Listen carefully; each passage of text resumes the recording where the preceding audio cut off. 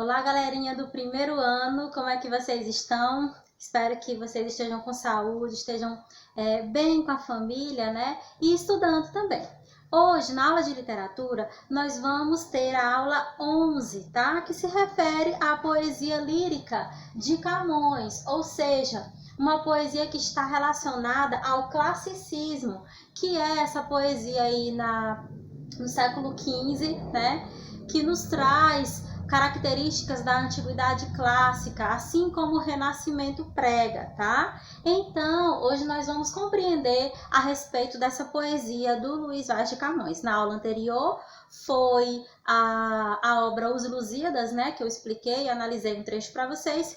E hoje nós vamos então para os sonetos de Camões.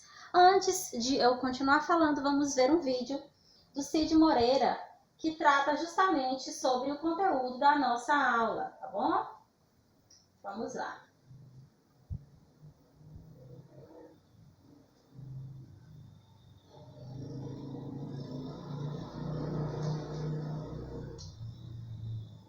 Alô, mundo! Eu aqui novamente para trazer um poema do poeta Luís Vaz de Camões. O amor é fogo que arde sem se ver. Ele não se tem a data exata do nascimento do poeta. Nascido em Lisboa por volta de 1524. Pertenceu a uma família de origem galega, da pequena nobreza. Esse escritor lusitano, dono de um estilo de vida boêmio, foi frequentador da corte portuguesa, viajou para o Oriente, esteve preso, passou por um naufrágio, foi processado e terminou morto em 1580, na miséria. Seus últimos anos de vida foram a mais completa pobreza. Entre seus poemas mais famosos está O amor é fogo que arde sem se ver, que ouviremos em seguida. Um abraço. Amor é fogo que arde sem se ver. É ferida que dói e não se sente. É um contentamento descontente. É dor que desatina sem doer. É um não querer mais que bem querer. É um andar solitário entre a gente. É nunca contentar-se de contente. É um cuidar que ganha e se perder. É querer estar preso por vontade. É servir a quem vence. O vencedor é ter com quem nos mata. Lealdade. Mas como causar pode seu favor nos corações humanos amizade, se tão contrário assim ao mesmo amor?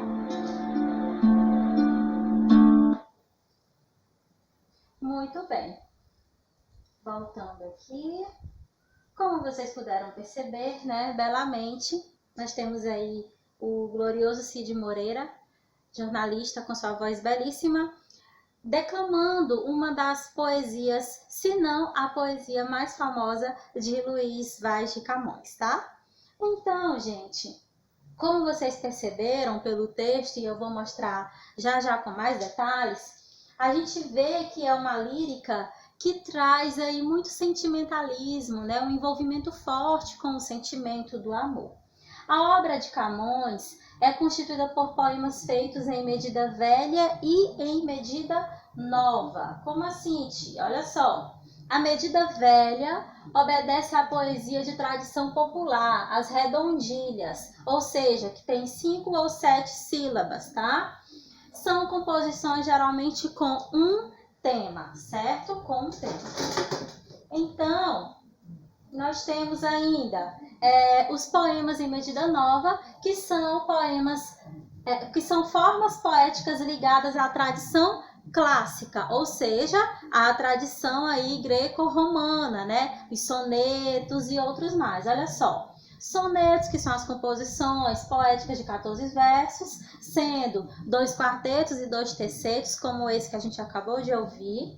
Éclogas, poesia com forma de diálogo, em forma de diálogo, com um tema geralmente pastoril. Elegias, que são composições que expressam tristezas. Canções, composições curtas. oitavas, que são poemas com as estrofes de 8 versos, e sextinas, poemas com as estrofes de 6 versos, tá? Bem, então, a gente tem aí,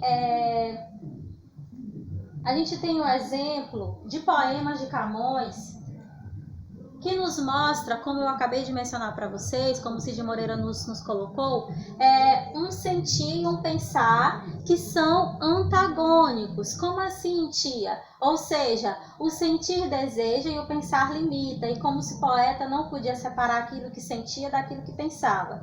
O resultado, na prática textual, só podia ser o acúmulo, então, de contradições e paradoxos, que é o que nós vamos ver agora, tá? Passo a passo com o poema que nós acabamos de ouvir. Vamos lá? Então, gente, analisando, para que nós possamos perceber essas características da poesia lírica de Camões, a gente vê aqui que ele coloca uma lírica, um sentimentalismo aí muito forte. Olha só. Amor é um fogo que arde sem se ver, é ferida que dói e não se sente, é um contentamento descontente, é dor que desatina sem doer. A gente percebe aqui, nessa estrofe, por meio desses 4 versos, que ele traz as metáforas, né? Amor é fogo que arde sem se ver. Quando ele coloca que o amor é fogo, quando ele coloca que o amor é ferida, é contentamento. Então, são metáforas que expressam o significado desse amor, que é um amor aí que tem a ver com amor platônico, né? Relacionado aí a Platão, tá? Um amor que de certa maneira é meio espiritual, meio espiritual porque não está exatamente ligado com a realidade, sim com as ideias mesmo. Então, a gente tem aí esse amor platônico que é do mundo das ideias, tá? E como a gente consegue perceber, ele coloca fogo que arde sem se ver, ferida que dói e não se sente. Como assim? A gente percebe, então, que isso aqui tem sentido, porque a gente entende que é um paradoxo. E dentro da poesia, dentro da possibilidade de interpretação poética, nós temos os paradoxos, os textos paradoxais, que na lógica poética nos faz um sentido, nos traz um sentido. Porque a gente sabe que todo fogo arde e a gente vê, né? A fogueira, o fogão da cozinha, a gente enxerga esse fogo. Mas quando a gente percebe que aqui a gente está falando de poesia, a gente compreende que é metáfora. Então a gente vê que o amor é fogo que arde sem se ver, porque é o fogo que tem a ver com a paixão, que tem a ver com o sentimento e o ardor que tem dentro do coração, do sentimento, da alma ali de quem ama, tá? Então, aí a gente consegue entender. Então, como vocês podem perceber, a lírica de Camões, ela tem uma forte presença do paradoxo, que é uma figura linguística que marca aí o texto dele, tá? Como a gente consegue perceber aqui. Paradoxo é justamente o uso dessas expressões que aparentemente não tem lógica, né? Mas dentro da poesia, dentro da criação poética, nós conseguimos compreender que lógica é essa, ok? É ferida que dói e não se sente, tem a mesma temática disso aqui, né? Que tem a ver com a dor, com amar é sofrer, com amar com o fato de amar trazer feridas, né? Então, é esse o sentido, tá?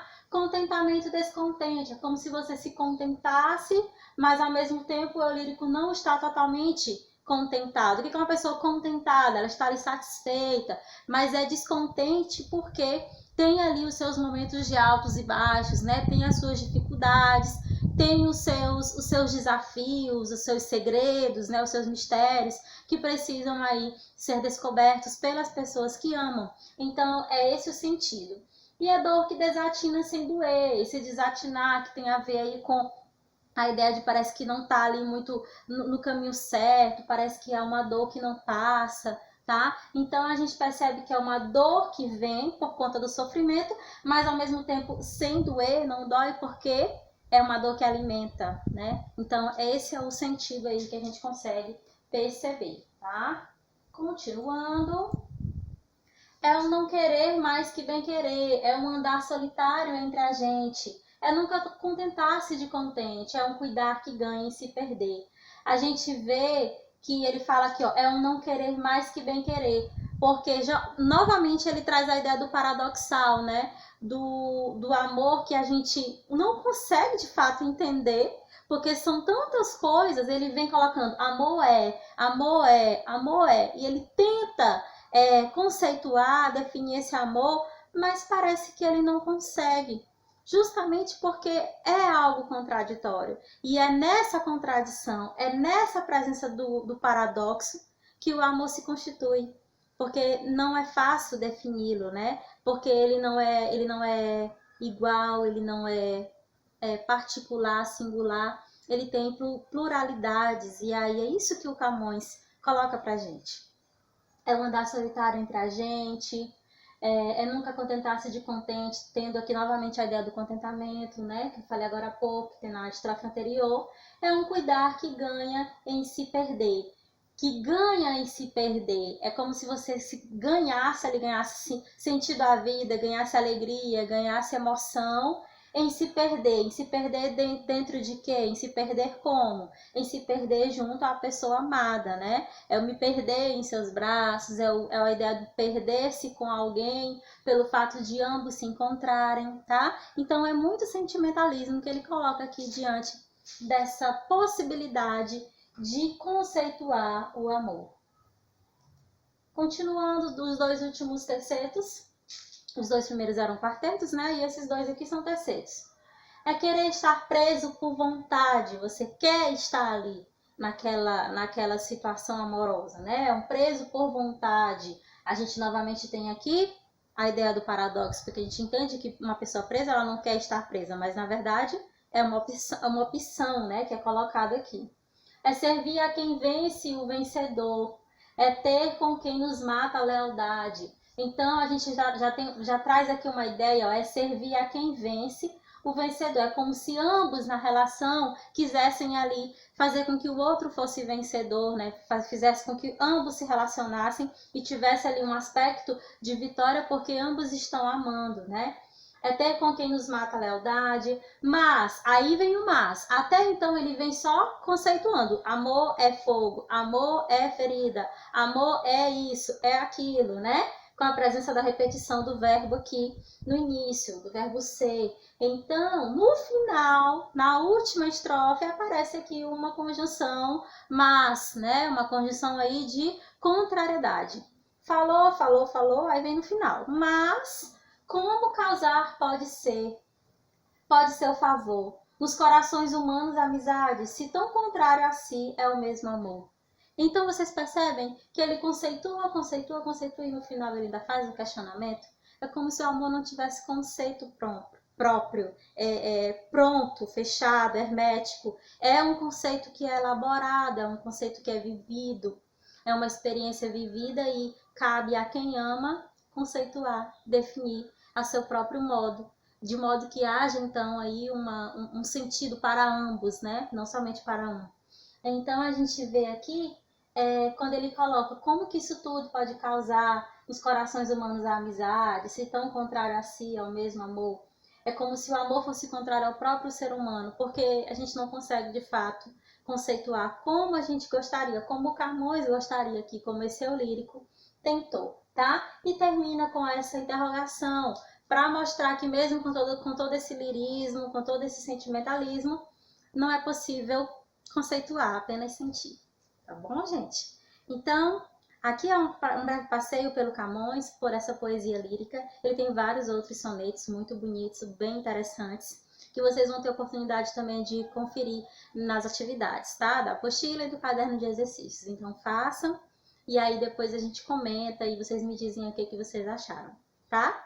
Espero que tenha ficado claro como que é essa lírica do Camões, esse sentimentalismo que ele traz pra gente. Um grande poeta aí, português, né? Mas que marca a literatura mundial, tá? Um abraço e até a próxima aula.